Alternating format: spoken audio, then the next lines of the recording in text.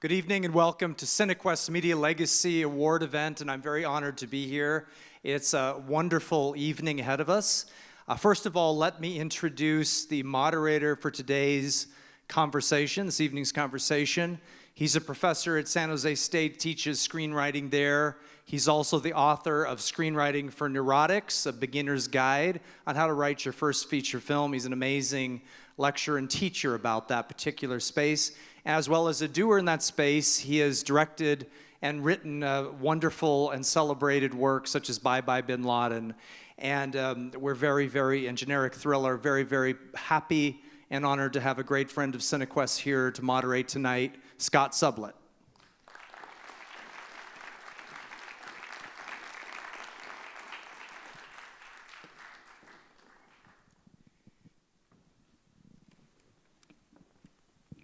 I would appreciate your rising and help me to welcome tonight's award recipient. Our Media Legacy Award this year goes to Owen Gleiberman.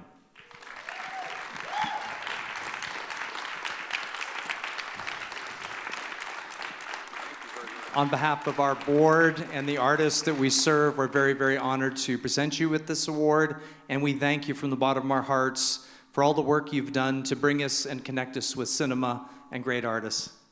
Wow, thank you. I think I have been at this for 35 years, and I think it's my first standing O, so maybe first and last, but I thank you for that. Here, let me just put this over here. Should we sit down or keep sitting? No, seriously, you know, I have been a critic for a long time, and I was saying before that this is a profession, or actually, I see it kind of as a calling, that really chose me.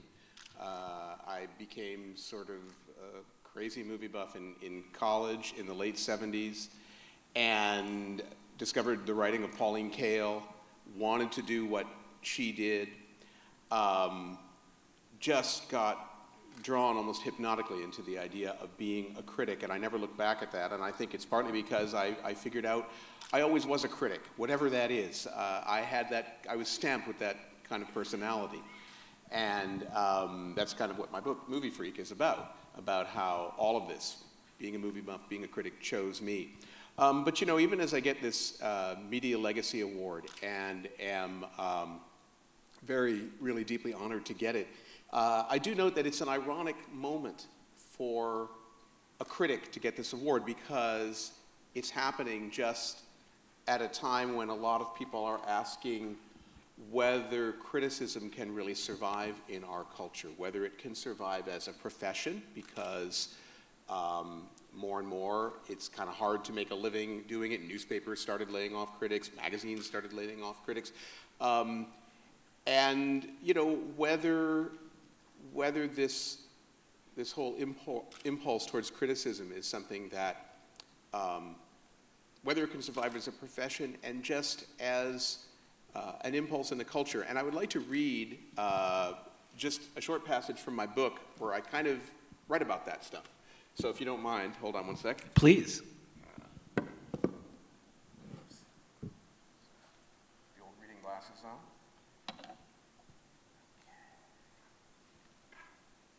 You know, before you begin, I just wanted to say I've been reading the book. I picked it up on Thursday, and I knew I was interviewing Owen on Saturday night, and I thought, well, I'll skim the book. I won't be able to read it in 2 days, and you can't skim this book. It's absolutely a book you have to savor, especially if you're of a certain age. We're pretty much in the same generation. You look better. And we sort of went through the same journey. I'm sure a lot of people out here went through the same journey. And I can't recommend the book more highly. It's so readable and a book you have to savor, and it's full of sex. It does have a little of that. A lot. I learned from the movie. You got to put that in there if you're going to sell a few books. Anyway, I really appreciate that, Scott. And let me just read this little passage sort of about criticism. In the context of an increasingly harried and financially desperate journalistic culture, The reason that critics were losing their jobs, not just the economic reason, but the ideological reason it fused with, came down to one very simple thought. The world as we know it does not need film criticism. After all, it's not White House reporting, it's not brain surgery, it's not knee surgery, it's not farming or bricklaying or teaching math or policing the streets. It's not even some guy coming over to fix your dishwasher. The thought was, it's a kind of frippery and indulgence, nice to have around, and if people want to do it on the web for not very much money, or better yet, for free, that's dandy. But criticism isn't something that's necessary. And anyone who thought it was is living in cloud cuckoo land. Once that line of argument takes hold, it's awfully hard to reverse. Because you can't claim, not really, that film criticism is as important as any of those other things. The case for why it matters cannot be made in practical terms. So why does it matter? In the franchise era, the consumer guide aspect of criticism may in fact be less crucial than ever. And that leaves the real heart of the matter. What criticism offers, when it's great, is an alchemy of enlightenment and delight, a heady space where each of those things can become the other. Film criticism, when it's great, has a light inside it, one that emerges from the nature of movies themselves. It lights up your mind and lights up your senses. It merges them until truth becomes beauty and beauty becomes truth. The question of whether film criticism is something that our journalistic culture can quote-unquote afford seems to have everything to do with economics. But really, it has to do with what our journalistic culture values. There will always be room for it, and money, if enough people want it to be there. Oh, thank you, Owen. Your book is so personal. This was not on my list of questions, but it's such a personal book. It's really a memoir as well as a history of your relationship to film. It's a unique book. Are there any other books like this, a memoir of a critic that is both personal and professional? Well, I'm not sure if there is. I mean, certainly, Roger Ebert did write a memoir before he died. But, some people have told me that they thought I pushed the personal thing maybe even, further than he did, a little more than they were expecting. I write about There's more sex in yours. There is more sex in mine than in Roger Ebert's.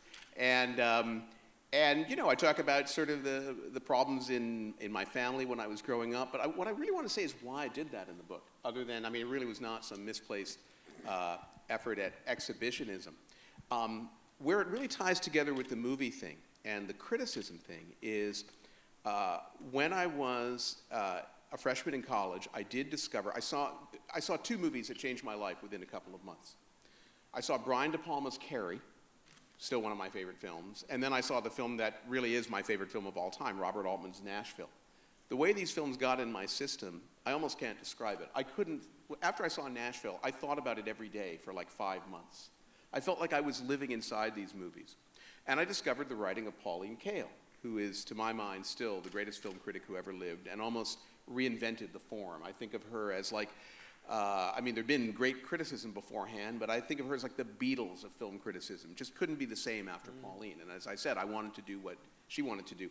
There were many, many things that were great about Pauline Kael's writing. She was just an incredible writer. She had incredible insight into film, incredible knowledge. But one of the things, almost the spine of her writing, was that she was such an individual. If you read her in the 70s, the 80s, in the New Yorker magazine, from week to week, even her biggest fans, people who thought they knew her tastes, could not predict what Pauline was going to say because she just had her reactions. And I thought, and still think, this is one of the great things about criticism. It's about putting yourself out there and saying, this is who I am, this is what I think. At certain points in my book, I'm somewhat critical of certain trends that are going on in film criticism now where I think there's too much groupthink. There's a lot of reviews out there on the web or whatever, but everyone seems to be sort of writing, at times, a version of the same review. So I really do believe in criticism as very much a form of expressing the individual. And it's not just about writing about film or something. I think there's something very American about that. I mean, this is the country where we have the freedom to be who they are. So there's a statement I just made about criticism, but this is all a long-winded way of saying that the reason I wanted to write a personal book in which I wrote about my own struggles and some sort of sensational stuff in my life is that... Yeah, it's very, there's a lot of psychological self-analysis and family drama and sex. I had one of those problematic dads, and I discovered after I was, had left the nest and everything, my dad was a real philanderer, and all this kind of stuff. I wanted to write about it because I thought, if being a good film critic is about being an individual, I wanted to write about the individual that I am. I wanted to be honest about that. But I also thought I wanted to show how the very idiosyncratic person I am, kind of driven by obsessions in certain ways, not just about movies, I wanted to show how all of that fed into movie obsession. Mm-hmm. That the reason someone like myself, and maybe a lot of us, maybe everyone who's, come here on a Saturday night to see a movie like Manhunter. The reason we develop these obsessive relationships to this art form in particular, I think, is because we all have obsessions, and they all kind of play out in that way. And I thought there is a dance in my life between the personal and what I love about art, and I wanted to show how those two things kind of dance together. Yeah, one of the things you said about Kael's writing was that even when you disagreed with her, you loved reading her. And I'm just curious, because I'm of a certain age, how many people here in the audience remember reading Pauline Kael? How many readers? Yeah, and how many people have never read a word of Pauline Kael? Yeah, so the majority now of people did not really read Pauline Kael. Right. But the wonderful thing was you could 100% disagree with her, and you were thrilled to hear her smash your conception of the movie. Well, exactly, because I think what she showed is that film criticism is about putting yourself out there. And also about trying to capture the experience of a movie on the page. I think that's just such a vital thing to do, because I think when you come out of a movie, I think it's just such an overwhelming art form. There's so many sights and sounds and ideas. I mean, one of the things I'm really into as a critic is kind of exploring what movies are about, because I think, you were saying, you're talking, evoking kind of, psychoanalysis or something, but there's a way that movies almost beg for that, because I think a lot of even really good movies, the filmmaker is not even entirely aware of what it's about. It doesn't mean he's not in control of his medium, but filmmakers, the great thing about movies is that they kind of channel what's going out there in the society, and they may not be aware of everything they're channeling. And that, I think, is one of the great jobs of the critic, is to sort of figure out what is a movie really about? Like when I saw Boogie Nights in 1997, a movie I became absolutely obsessed with, saw it over and over and over again. And I was going, why do I love this movie so much? And there were a lot of reasons. I do think it's a great movie. But one of the things is that Boogie Nights is just an example of this kind of thing. Boogie Nights is a movie that seems to be about the porn world, or about how the porn world of the late 70s changed into the one of the 80s. But what I think it's really about is this crucial transformation our whole society went through that we're still living out after the 60s. Like everyone knows about, if you compare 1960 to 1975, we went through the counterculture. We went through the whole revolution that the baby boomers brought about. And the world in 1972 was very different than the world in 1960. We all know that. That's a cliche. But I think we went through another huge transformation that's not as visible. And that is the one that Boogie Nights is about, the one from the late 70s into the 80s. Not just the Reagan era, not just what was called the greed decade, but a moment we're still in. In other words, that whole thing that started in the Reagan era, when we started talking about money in the greed decade, that hasn't ended. We're greedier now than we used to be. When we went into this culture that started to become ruled by money and technology, and maybe a certain attitude towards sexuality that was so out front that it was almost too much. All these things have been on the rise, and in some ways, you know, maybe someone like Donald Trump is the product of all of them. But the point is, a movie like Boogie Nights deals with the transition, maybe without even knowing that it's doing it. And so that was one of the reasons I wanted to become a critic, is to try to figure out what's really going on in these movies. Yeah. Well, you know, speaking of becoming a critic, you have said you stumbled into criticism, but in fact, you wrote your first review at what age? Well, I was in high school, and I wrote... High school? I was in high school, but it was sort of an idiosyncratic thing. I went to see Ken Russell's movie of Tommy, which came out in 1975, and for some odd reason, I decided to write a little review of it. But then I didn't write another movie review for like 2 years. So I think it was just something I did. And I actually wasn't that much of a movie buff in high school. I mean, here are some of the movies that came out when I was in high school that I didn't see. Jaws, The Exorcist, The Sting. All those movies came out, I didn't see them. But what really, partly because at the time I was actually a snob about popular movies. I figured if it was the movie everyone was talking about, it couldn't be good. And this is a ridiculous notion, but I had this when I was 15, 16. But the thing that really formed me as a critic in a way, and this is the first chapter of my book, in 1967 and 1968, when I was 8 and 9 years old, my parents, mostly at the behest of my father, went through a period of going to drive-in movies, and they would put me and my brothers in the back seat. And this was when Hollywood was starting to make newly serious, taboo-busting films for adults. And I saw all this stuff when I was a kid. I saw The Boston Strangler, and as I put it in my book, I saw Rosemary's Baby. I watched, you know, The Devil Rape Rosemary before I knew what the devil or rape was. And how old were you? I was 9 years old when I saw that movie. And that's child abuse. Well, as I said in the book, it's almost borderline child abuse, and it might have been for another kid. I think that I think my parents showed tremendous bad judgment in doing this, and I think for someone else it could have really messed them up. I was lucky enough that I did not really get traumatized by these movies. I was fascinated by them.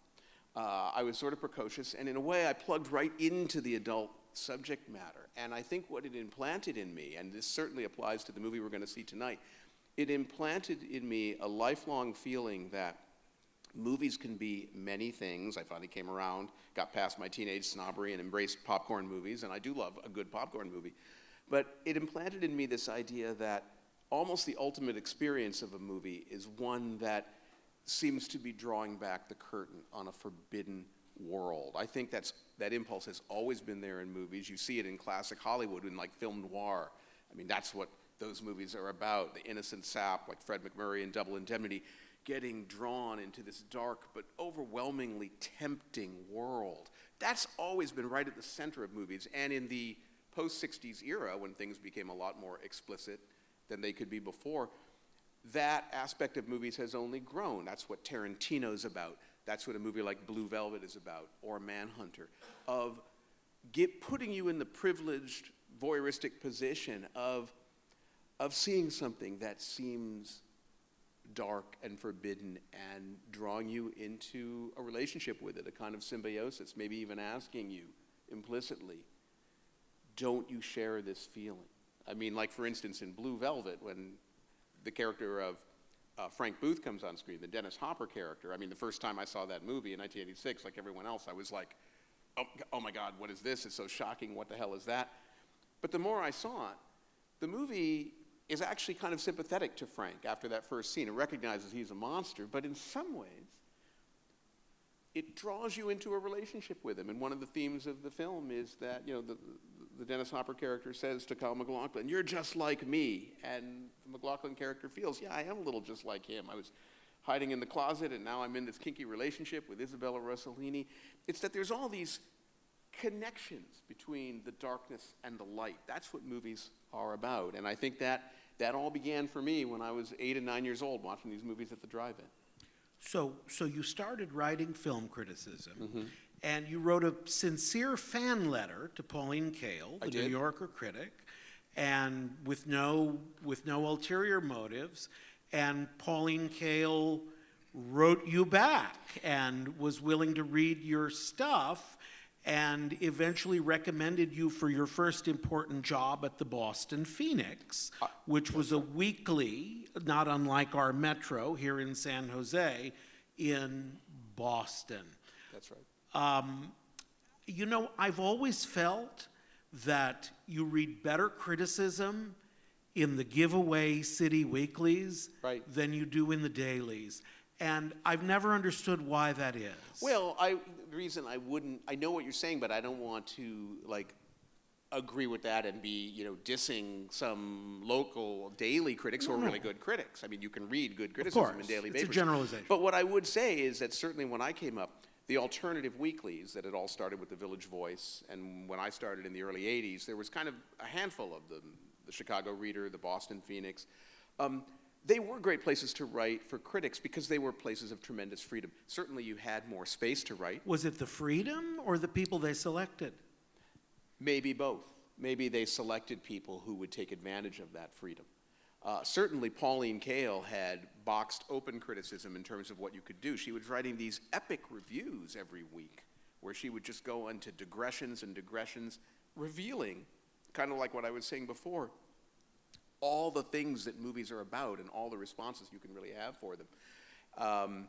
And writing at the Boston Phoenix was kind of how I learned to be a critic because it was this tremendous free zone. I think both in terms of the length that a piece could go, how ambitious it could be, how explicit in some ways. I mean, you could be kind of R-rated in a review like that. You didn't have to shrink back from discussing areas of sexuality or whatever. Maybe in a daily paper was more conservative. So those papers were really great for that. But yes, I did write a letter to Pauline Kael when she was about to go on hiatus in 1979. I say it wasn't careerist, but it really wasn't. I never dreamed she would write back to me. When she finally... You sincerely admired her work and just wanted to tell her so. I totally did, and it was like... Which turned out to be a good career move for you. It did. Well, when I got a letter back from her, and then I wrote her back, I started a correspondence, then I didn't hear back from her, and I assumed once again, that's it, Pauline doesn't want to... I felt like she was a rock star. She'd written me a couple of short letters. That was it. I was never going to hear from her again. And then she called me up out of the blue. She got my phone number, and it was literally like hearing the voice of God on the other end. But, at that point when I said, I would love to meet you, and she said, well, here's when I'll be in New York, at that point, it was a career move on my part. I got to know Pauline. I did have a friendship with her. But it was a very difficult friendship because I learned from our first meeting that Pauline she kind of wanted people around her who agreed with her all the time.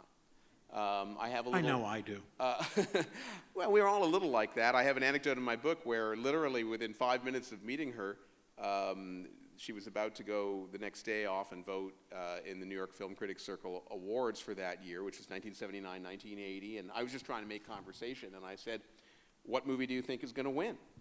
And she just looked at me and said, well, I hope to God it's not Kramer versus Kramer, a movie she was not real high on. I had just seen it. It had just come out, and I loved it.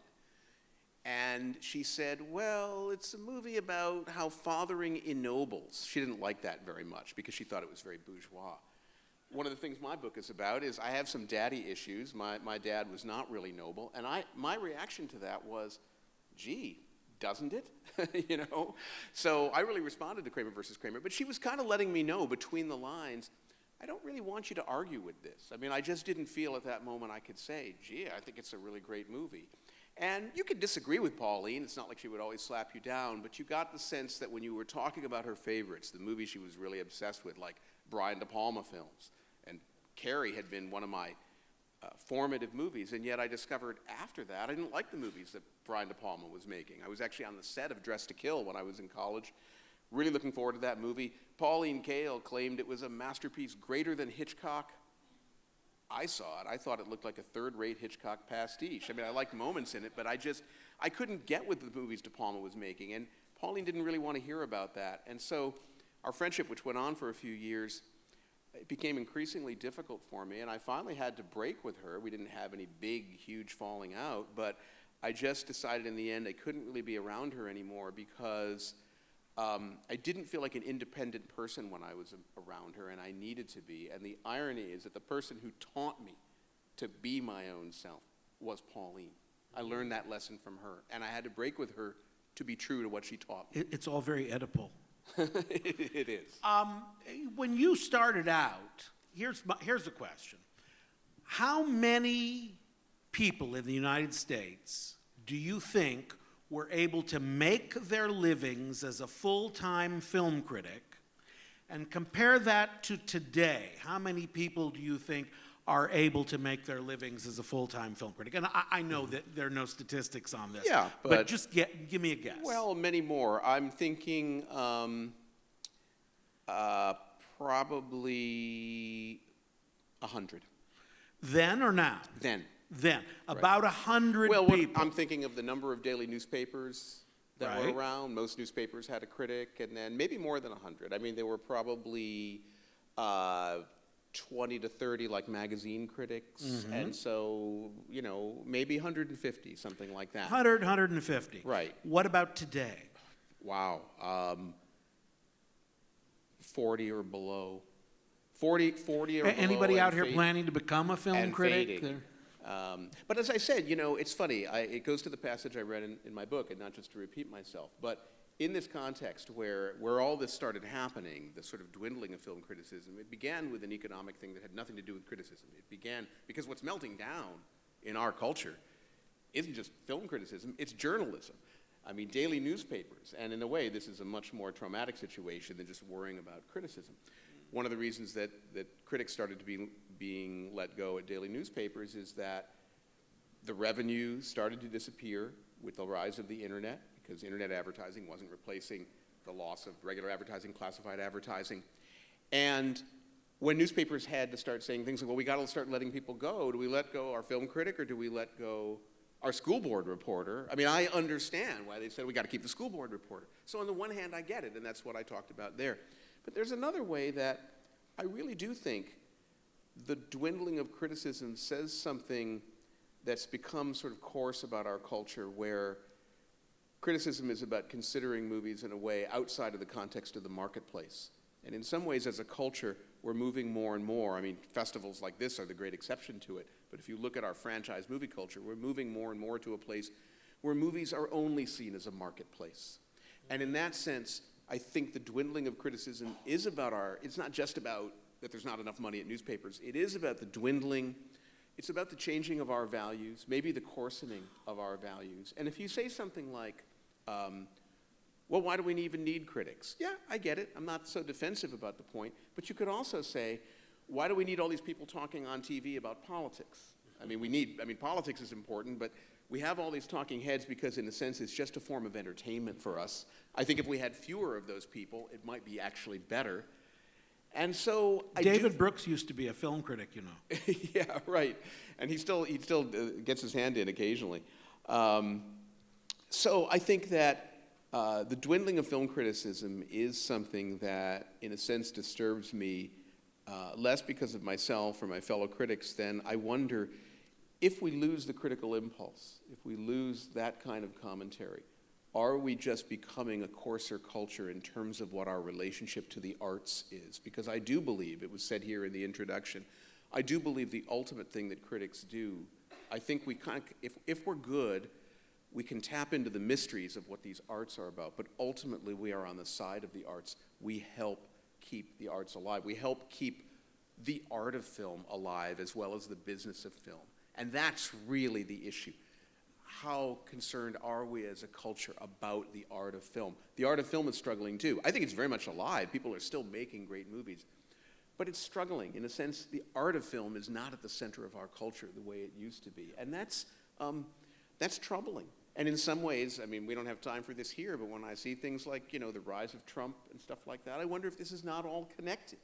In some ways, once again, not to hijack the conversation, but movies used to be a little more about reality.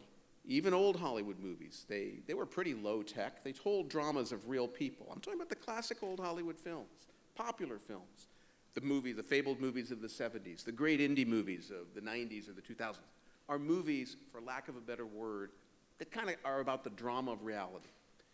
Our franchise culture is about unreality. So we now have this competition almost in our culture between reality and unreality. Well, you look at someone like Donald Trump, that's an indication that unreality is winning. I think there's a connection between him and the movies we've been watching for 40 years. And so when you say, why the rise of Trump? Why did this happen? I don't think it's just because a lot of people hate Mexicans.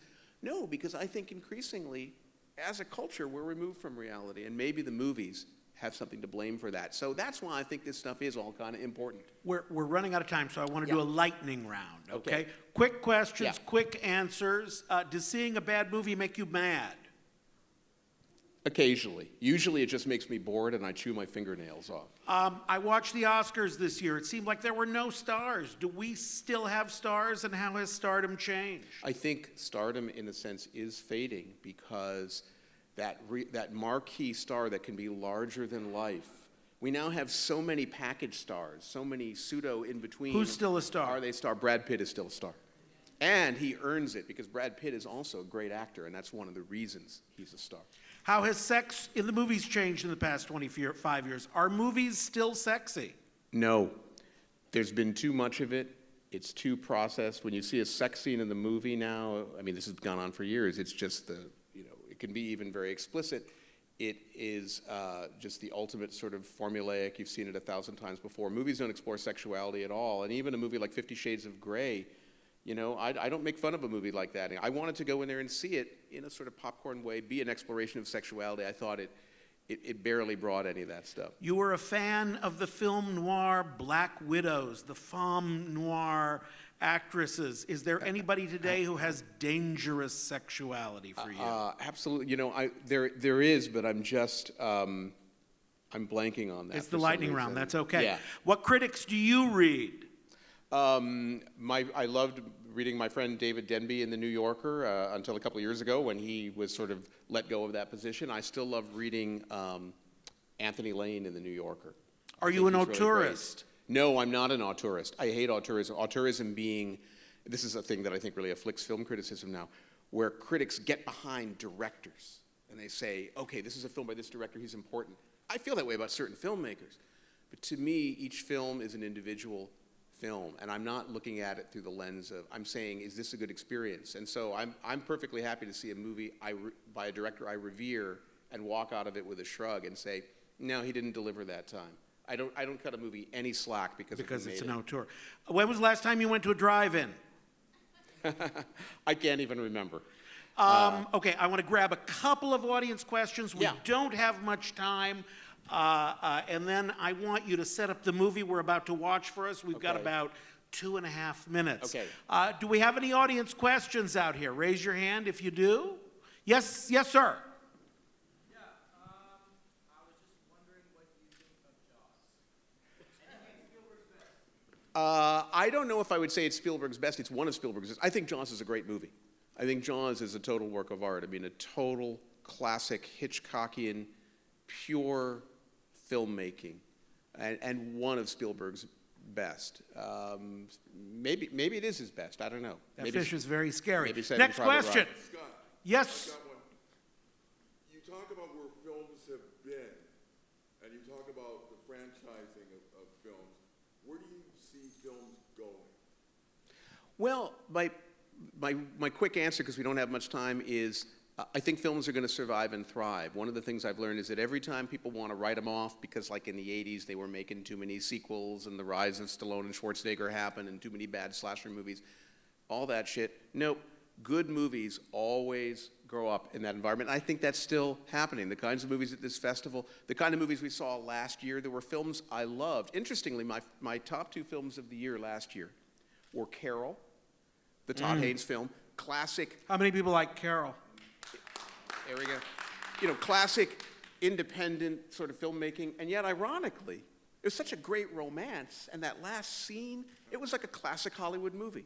My second favorite film was a big action movie, the Mad Max film. I adored it. I thought it was a total work of art.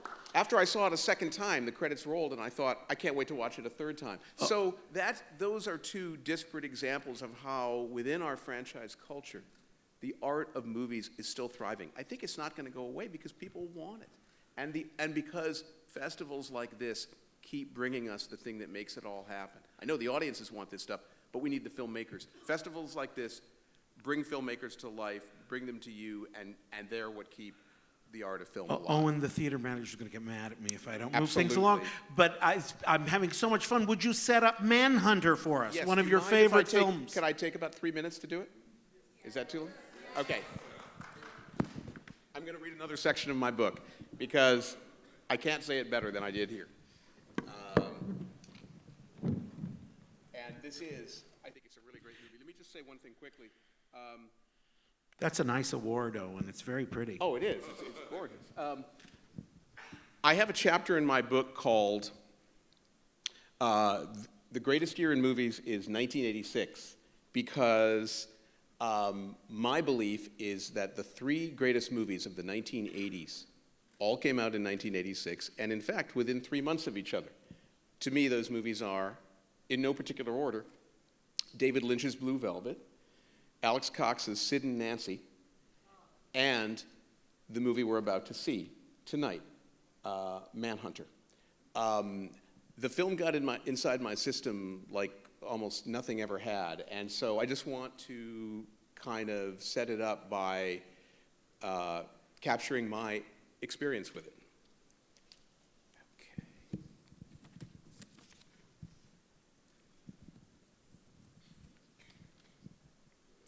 The third film in my dark trilogy of 80s transcendence drew me into its web, and the connection I formed to it grew so intense that I didn't even try to interpret it. It just was. The movie was Manhunter, Michael Mann's thriller about three startling characters. Oh, I have to warn you too, I'm going to do a little setup here, but don't worry, there's not really spoilers in this. This is a spoiler-free thing. Michael Mann's thriller about three startling characters.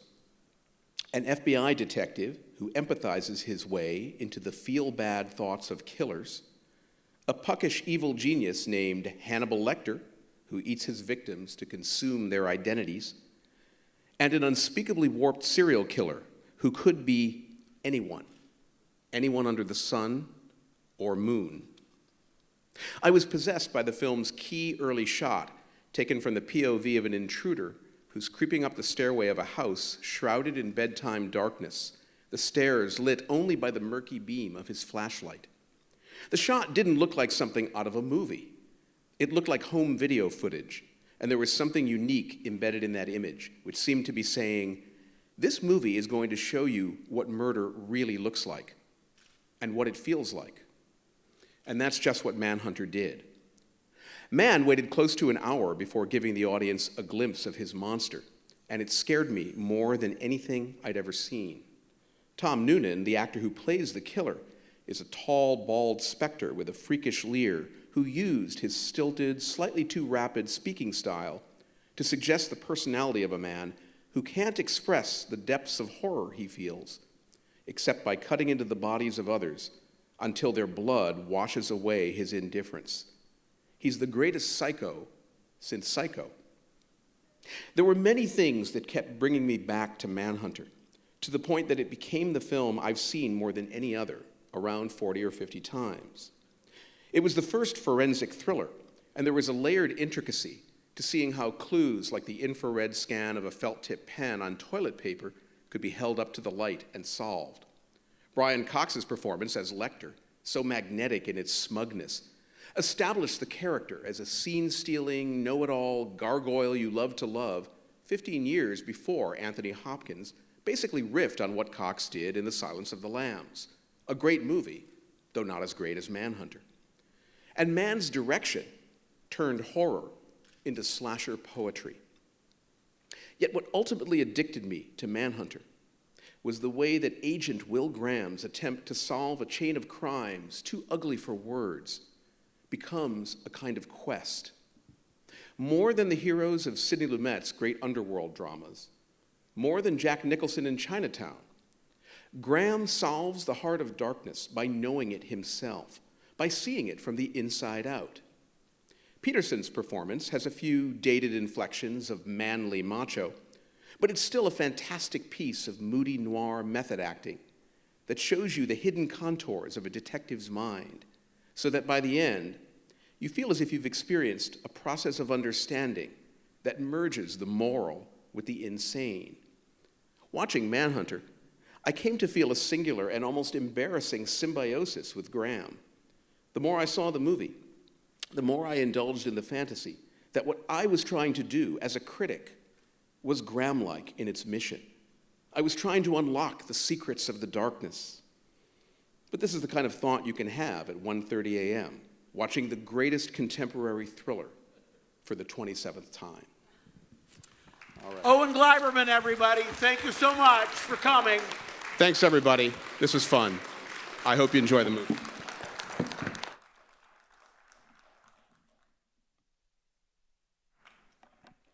And don't forget your love. Absolutely.